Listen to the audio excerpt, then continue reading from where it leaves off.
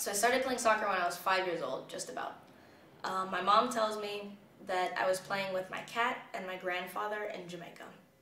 I don't remember any of this. My dad says that I just love to pick up a ball and start playing.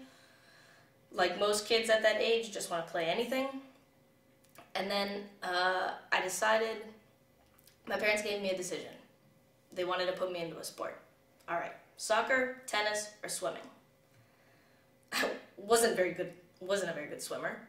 I didn't really even learn to swim till maybe 3 years after everyone else learned how to swim. Just like I didn't learn how to ride my bike until 3 years after. I even had diapers a few years after most people.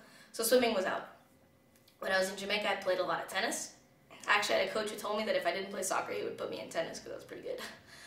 But, and then somehow I just stuck with soccer. And I started playing in North Carolina. In North Carolina, I was the lead, the head scorer. I scored all the goals. I was so good. I had short hair. I looked like a guy, but I had so much fun. I was the star of the team. And then all of a sudden, we moved to Miami. And in Miami, I had a little bit of a struggle. In Miami, the team that I went to go play for put me in defense. And in defense, didn't know what I was doing. Okay, so with a name like Helena Hertzigwenya Moulton, at the age of 7 or 8, when I was in elementary school, I had a hard time spelling it. I could not spell my own name. I was in a classroom with kids whose names were Addison Oliver, simple enough. Johnny O'Neill, sounds pretty American. Spencer Dove, 4-letter last name. And then me, Helena Hertzigwenya Moulton. H-E-R, I couldn't spell it. I couldn't do it. I used to write my own name, Helena Moulton, and my mom would get mad. She would yell at me. She would say, you can't tell people you're just Helena Moulton. You're Hertzigwenya, because she's proud of being Croatian, and I had no association. I just could not write my own name. Just like everything else, I was late. After a while, I finally picked up on it. So around that time, I hung out with guys. I thought girls were lame. I didn't find it interesting. I didn't want to play with dolls. I didn't want to dress up. I wore big shirt. I wore shirts back then that are still big on me now that I can't fit into. No idea how. I was in Jamaica with my uncle, and I decided to cut my hair even. And I had hair like how I have now, maybe a little bit shorter. It was a little cuter. But I got sick of it. I didn't like it. My grandma would comb my hair, and it hurt, and I didn't want to do it. So I went with my uncle, and he went to go cut his hair, and I said, Uncle Ed, can I get a haircut, please? He said, yeah, sure. And I sat in the chair, and I said, just shave it off. Don't tell anybody, just shave it off. And the hairdresser looks at me, she's like, really? And I'm like, just do it. And she cut everything. I literally looked like a poodle, and my mom called me a poodle for years because of that.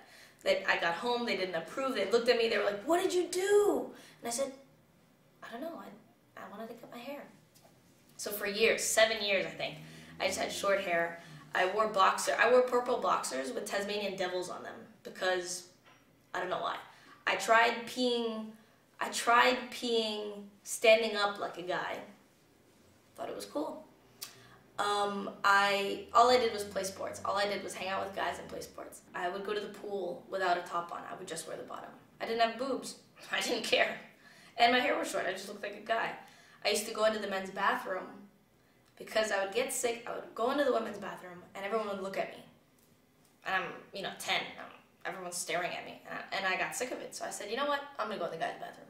And I'd go in the guys' bathroom and all the guys would be, peeing. And I'm going to go pee, but I'm going in the stall. I can't pee on the thing. I don't even know what it's called.